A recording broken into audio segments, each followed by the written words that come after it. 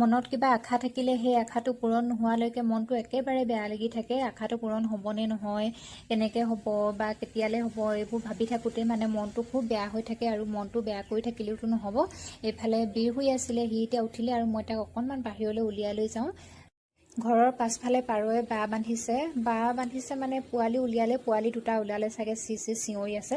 তাকে বীৰক অকণমান দেখাইছোঁ, এয়া চোৱা পাৰ পোৱালি আছে এনেকৈ বুলি। আৰু চাওকচোন এইফালে লেতেৰা কৰি দিছে, পাৰৱে মানে হাগি মেলি লেতেৰা কৰি দিছে। হ'লেও তাতে পোৱালিকেইটা আছে যেতিয়া ধুনীয়াকৈ থাকক, সেইকাৰণে আমিও বাঁহটো ভঙা নাই। এতিয়া নহয়, আগতে বাঁহ বান্ধি দিয়া আছিলে চাগে ইয়াত পাৰ থাকিবৰ কাৰণে। আৰু ইয়াতে পাৰ খুব আছে, বহুত পাৰ আছে। মানে ওচৰতে যিহেতু মন্দিৰ আছে, শিৱ মন্দিৰ আছে, সেইকাৰণে পাৰও চাগে আহে ইয়ালৈ, থাকিবলৈও ভাল পায়।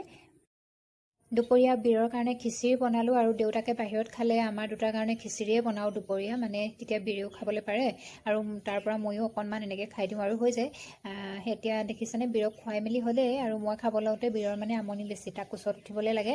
সেইকাৰণে মই তাক কোচতে বহাই লৈ খিচিৰি অকণমান আৰু খাই মেলি আমি অকণমান বাহিৰলৈ ওলাই আহিলোঁ। মানে বীৰক অকণমান খেলাই দিওঁ বাহিৰত, এতিয়া গধূলি হ'ল, সেইকাৰণে বীৰক অকণমান বাহিৰলৈ খেলাবলৈ উলিয়াই লৈ আহিছোঁ। আৰু চাওকচোন এইটো মানে ৰঙা কেনেৰুৱা যে, তেনেকুৱা কেনেৰুৱা এটা দেখি পালে, কেৰেলোৱা নে কেনেৰুৱা কি কৈ জানো, আমি কেনেৰুৱা বুলিয়ে কওঁ। আৰু সেইটো গোল হৈ যায় যে, বীৰে লৈ ফুৰে পইচাটো নিচিনা। খুব ভয় লাগে মোৰ কামুৰি দিব বুলি, কিন্তু বীৰে ভয় নাখায়। সেইকাৰণে ই খুব চুই আছে, সেইকাৰণে মই তাক অকণমান ইয়াৰ পৰা দূৰলৈ লৈ যাওঁ।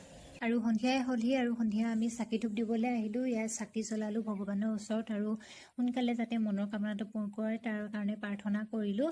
আৰু মনৰ ইচ্ছাটো অকণমান ডাঙৰ, সেইকাৰণে চাগে অকণমান দেৰিও হৈছে। আৰু ইফালে মই তুলসী গছতো চাকি এগছ দিবলৈ আহিলোঁ।